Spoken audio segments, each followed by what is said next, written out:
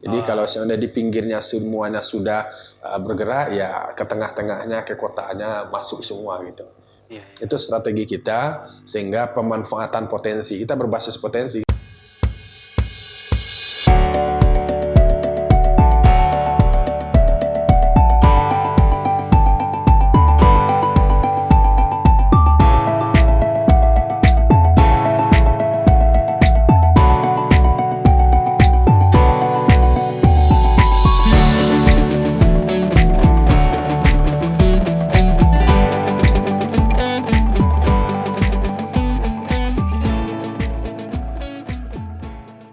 Halo kerabat Andalas TV, berjumpa lagi bersama saya Rudi Antono dalam program Andalas Ngepas.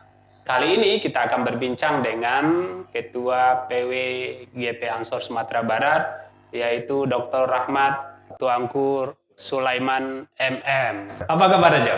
Alhamdulillah, sehat walafiat. Sehat walafiat, amin. Aktivitasnya bagaimana? Ya, aktivitas seperti rutinitas lah. Rutinitas. Ada juga penyusutan tidak? Sekarang belum ada pengurangan aktivitas, masih tetap seperti biasa. Masih, ya. Cuma memang membatasi kegiatan yang kerumunannya lebih banyak. Oh. Jadi kegiatan-kegiatan kantor masih jalan setiap hari, kemudian kegiatan organisasi juga jalan dengan agenda-agenda yang terbatas. Apalagi Ansor ya? Siap. Oke, Ajo bicara tentang Ansor ini menarik ya, menarik karena Sumatera Barat ini mendengar kata Ansor kan selalu dipikirnya organisasi ini organisasi yang baru bagi masyarakat Sumatera Barat, padahal sudah lama kan? Sudah lama. Cuma eksistensinya mungkin yang belum diketahui khalayak ramai. Untuk saat ini Ajo, bagaimana proses atau program yang tengah dijalankan oleh GP Ansor di Sumatera Barat? Sebenarnya seperti apa yang Uncu Rudi sampaikan tadi, Ansor di Sumatera Barat itu sudah lama, pengurusnya sudah banyak yang sudah meninggal juga, bahkan sudah meninggal juga, ya. Karena memang sudah terlalu lamanya sudah gitu. Terlalu lamanya, bahkan juga banyak beberapa apel Ansor Banser di Sumatera Barat ini, dulunya itu di masa-masa PKI juga ada dilakukan apel Banser, termasuk juga di Pariaman itu di Sungai Limau, itu ada juga tokoh-tokoh seniornya sebagai saksi sejarah. Mungkin barangkali seiring dengan masa Orde Baru memang terjadi penurunan aktivitas kegiatan-kegiatan Ansor karena memang ada pembatasan-pembatasan kegiatan. Tetapi setelah reformasi itu termasuk juga induk dari Ansor itu sendiri, NU di Sumatera Barat, pas reformasi juga kembali menggeliat, termasuk juga Ansornya dengan badan otonom NU lainnya yang ada di Sumatera Barat. Iya. Karena memang kalau Ansor ini adalah badan otonom yang tertuanya dari NU, sehingga dalam bahasanya Ansor itu adalah masa depan NU, dan NU itu adalah masa depannya dari Ansor. Jadi Ansor adalah masa depan NU dan NU masa depan. Jadi NU masa depan itu akan bisa dilihat sejauh mana proses kaderisasi yang dilakukan oleh Ansor, karena Ansor itulah nanti akan menjadi pelanjut estafet dari NU itu sendiri. Jadi Ansor adalah NU masa depan dan masa depan NU. Wah, baik juga narasinya itu. Kalau sekarang Ajo, apa program strategis yang tengah dijalankan oleh Ansor Sumatera Barat? Sebenarnya memang kegiatan kita banyak sekarang ini padat karena ada beberapa program sinergi dengan berbagai macam lembaga. Yang sebelumnya kita konsen pada kegiatan-kegiatan kaderisasi, kemudian penguatan ekonomi internal melalui pelatihan-pelatihan. Di masa pandemi COVID kita juga turun melalui kader-kader kita di cabang, kemudian di kecamatan ada melakukan penyemprotan desinfektan, kemudian pembagian sembako, kemudian juga ikut membantu berbagai macam relawan. Lalu kemudian sekarang ini kita juga banyak sinergi dengan berbagai macam lembaga, ada dengan Kapolri, kemudian ada dengan Kementerian Agama, kemudian ada dengan lembaga-lembaga organisasi lainnya. Terutama itu konsennya kita sekarang ini adalah bergerak untuk membantu masyarakat kita yang terpapar COVID. COVID. Jadi kita memang mengedukasi masyarakat, apalagi tentang kita sekarang ini adalah bagaimana mendorong masyarakat kita yang di Sumatera Barat ini angka vaksinasinya masih rendah. Jadi kita berkomunikasi dengan semua pihak, dengan tokoh-tokoh agama, pengasuh pondok pesantren, kemudian dengan kalangan organisasi lainnya, termasuk juga dengan tenaga kesehatan, untuk kita bisa bersinergi, kemudian kita mengedukasi supaya ada keikutsertaan masyarakat kita vaksin, sehingga muncul herd immunity. Jadi supaya ada kekebalan secara kolektif, secara jamaah, karena memang kita lihat progresnya di Sumatera Barat ini masih rendah. Masih rendah ya. Tapi kabarnya memang vaksin itu betul yang sudah habis ya. Iya. Ya, mungkin perlu penambahan mungkin aja. Ya, tapi di beberapa tempat lain ya bukan persoalan di beberapa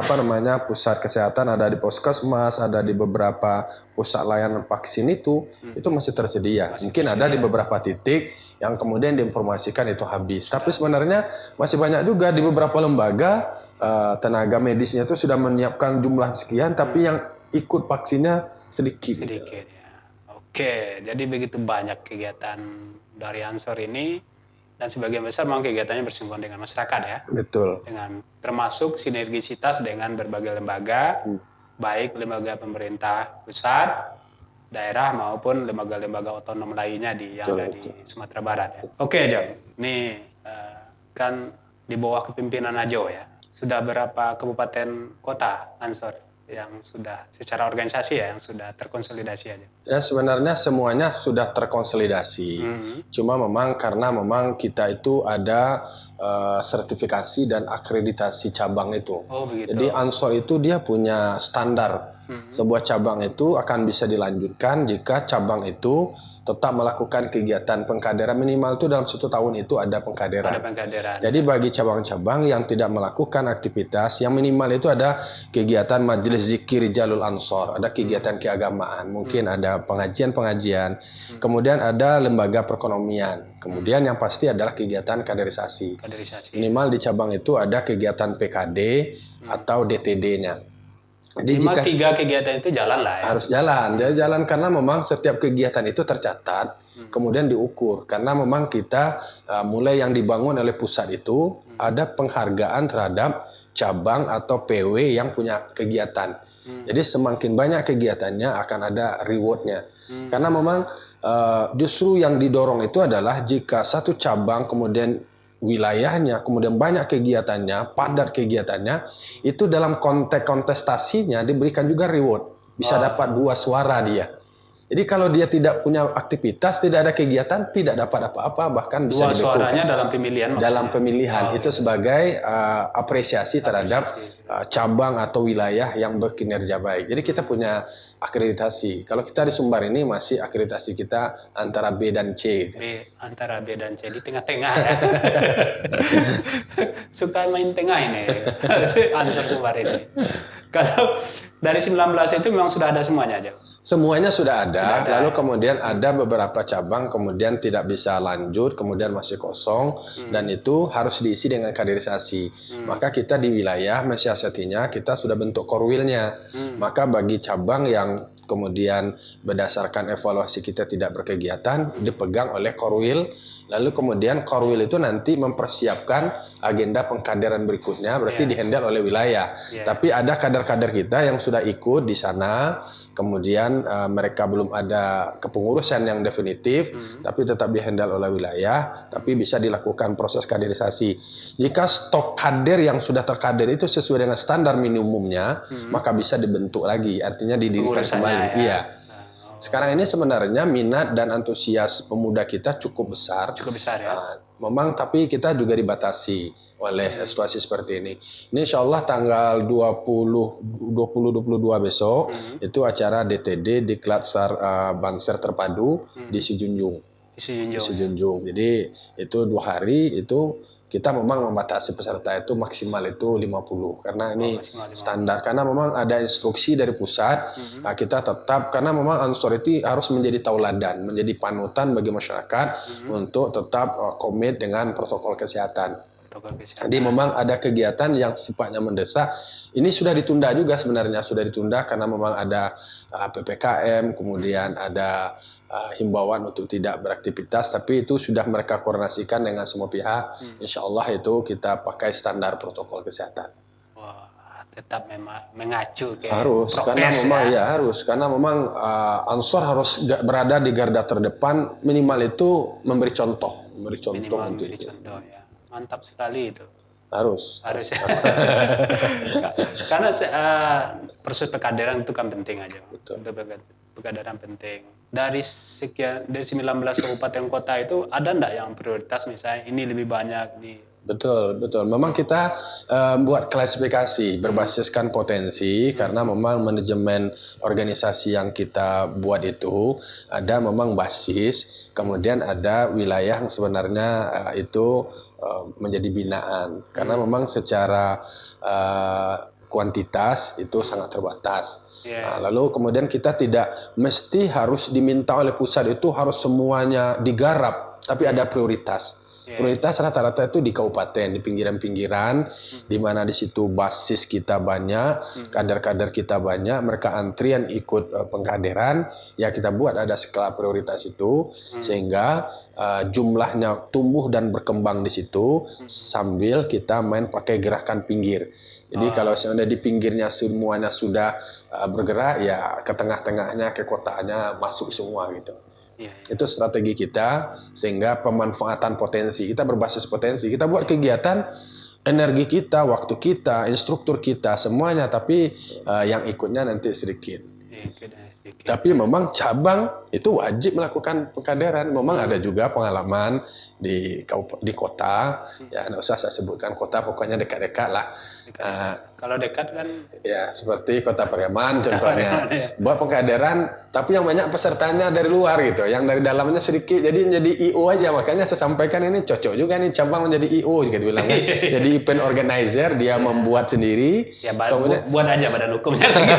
Jadi ya orang luar yang banyak, karena memang ada yang sudah minat mendaftar dan segala macamnya, mungkin karena kesibukan dan segala macamnya pada saat itu kader di wilayahnya itu tidak ada, karena memang kan kita tetap ada RTL-nya, ada rencana tindak lanjutnya. Jadi setiap kader berada di cabang, apalagi di mana dilaksanakan pengkaderan itu, mereka harus memfollow up. Setelah mereka ikut pengkaderan, mereka harus melakukan apa supaya ada sustainability-nya, kemudian kader ini terus terawat, kemudian kita tahu progres mereka gitu. Dan semua kader terdata ya? Harus, karena memang untuk jadi pengurus Ansor itu semuanya punya sertifikat PKD, dan itu tercatat di pusat. Kita ada punya sistem informasi manajemennya. Jadi semuanya datanya itu ketika mengusulkan pengurus harus ada sertifikatnya, datanya, karena ada akuntabilitasnya di situ, kontrolnya ada di Jakarta. Iya. Jadi nggak bisa orang-orang transit, orang baru masuk ini menyusup aja, nggak bisa. Makanya orang yang berhak memakai atribut Ansor Bansir itu adalah orang yang punya sertifikat.